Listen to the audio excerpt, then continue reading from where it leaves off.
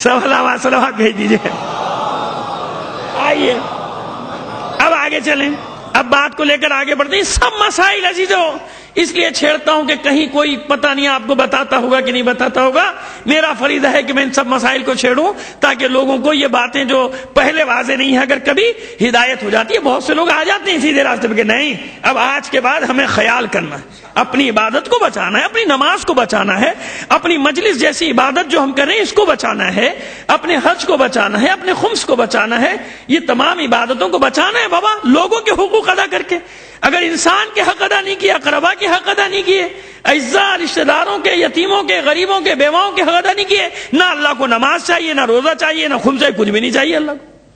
अल्लाह को क्या करना है आपकी इन इबादतों का? जब तक वो हक अदा ना हो ये इबादतें मशरूत कर दी गई हैं हुकूकुल इबाद के साथ। तो अब 8वां इमाम फरमाता है कि जब वो आएगा इतनी ताकत के साथ आएगा।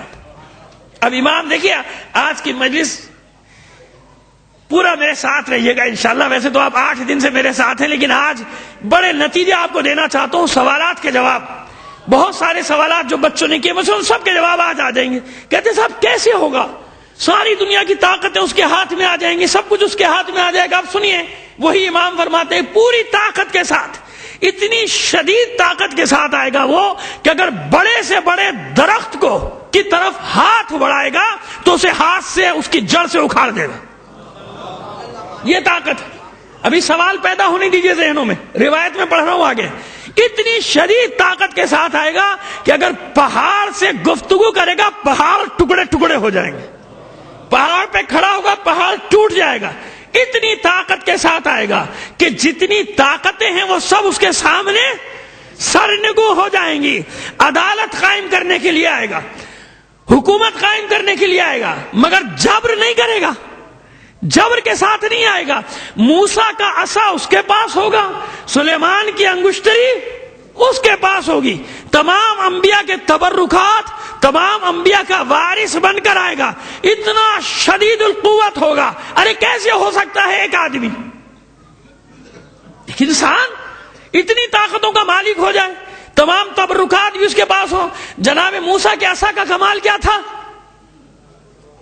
अजदहा बन जाता था, सांपों को निगल लेता था। अंगुश्तरी की हैसियत क्या थी? इस अंगुश्तरी के जरिए से पूरी रुए जमीन पर जनाब सुलेमान हुकूमत करते थे। इसे कहते हैं सुलेमानी टोपी और सुलेमानी अंगूठी, दो ही चीजें मशहूर थी।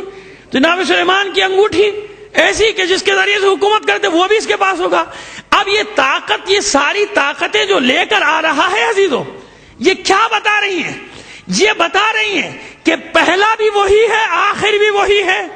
अगर पहले ने खैबर उखाड़ा है, जिसको खैबर के उखड़ने में शक है वो इसकी ताकत में भी शक करे, तो बाबा ने, दादा ने पहले बता दिया और तारीख में महफूज हो गया। मौरिखीन ने लिख दिया कि इतना ताकतवर दरवाजा था कि 40 लोग मिलकर खोलते थे, उठाते नहीं थे। 40 लोग नहीं, 40 पहलवान खोलते थे, हिलाते नहीं थे, उठाते नहीं थे। अली ने उसे उखाड़ कर फेंका तो यही बताने के लिए तो फेंका कि जिसको मेरी ताकत पर शक हो वो मेरे बेटे की ताकत पे शक करे।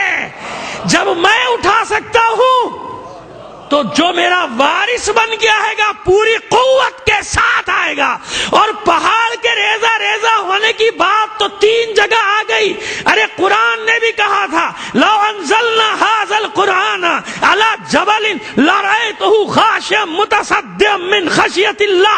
अगर इस कुरान को पहाड़ पे नाजिल करते तो अल्लाह के खौफ से लर्जा होकर रेजा रेजा हो जाता। तो अब मुझे बताइए कि बनी नजरान मुबाहले में क्यों भागे थे?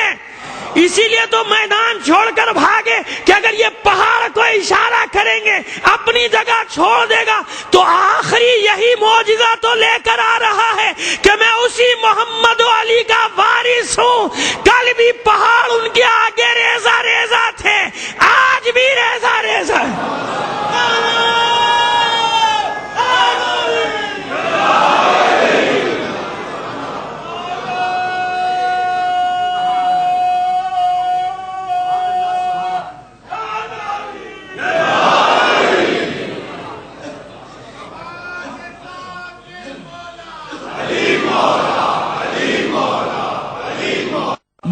جو بھول گئے، جنہیں تاریخ سمجھ میں نہیں آتی ہوگی، وہ دوبارہ یاد دلانے آئے گا کہ طاقت تھی کہ نہیں تھی، گردش لیل و نہار اس کے قبضے میں ہوگی، یہ بتانے کے لیے کہ میں اسی محمد کا بیٹا ہوں جس نے علی کی خاطر سورج کو پلٹا دیا تھا، میں اسی محمد کا بیٹا ہوں جس نے چاند کے 2 ٹکڑے کر دیے تھے، میں اسی علی کا بیٹا ہوں جس کے گھر میں ستارہ اتر کر آ گیا تھا، اپنے آباء و اجداد کی شان سے آئے گا۔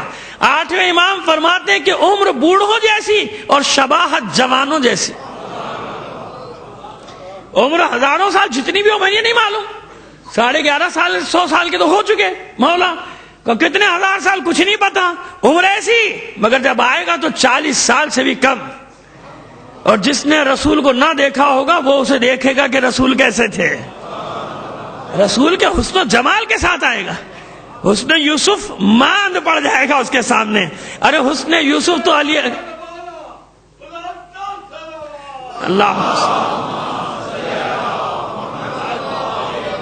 حسن یوسف تو جمال علی اکبر کے آگے ماند ہے، چہ جائے کہ امام کا نور صلوات بھیجیے محمد علی محمد پر۔ وہ ہمارے دوست محمد علی وفا جو حیدرآباد دکن کے شاعر ہیں، ان کا شعر ہے نا کہ پوچھا گیا یوسف سے جب حسن کے بارے میں، پوچھا گیا یوسف سے جب حسن کے بارے میں، ہنس کر کہا یہ تو ہے صدقہ علی اکبر کا۔ تو بات یہ کہ ان میں سے ہر ایک، تو اب سوچئے جب آخری آئے گا تو سب کے حسن و جمال کو ساتھ لے کر آئے گا کہ نہیں آئے گا، آنکھیں خیرہ ہو جائیں گی جہان کی۔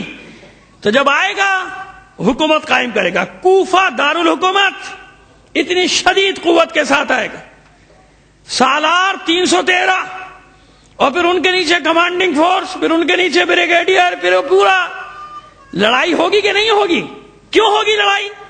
امام کسی سے جبری کلمہ پڑھوانے نہیں آئے گا، یہ یاد رکھیے، یہ جو آج کی بات کرنے جا رہا ہوں آپ سے، جبری کلمہ تھوڑی پڑھوائے گا، نہ پڑھیں، یہاں تک کہ اس کی حکومت قائم ہونے کے بعد بھی عیسائیت رہے گی،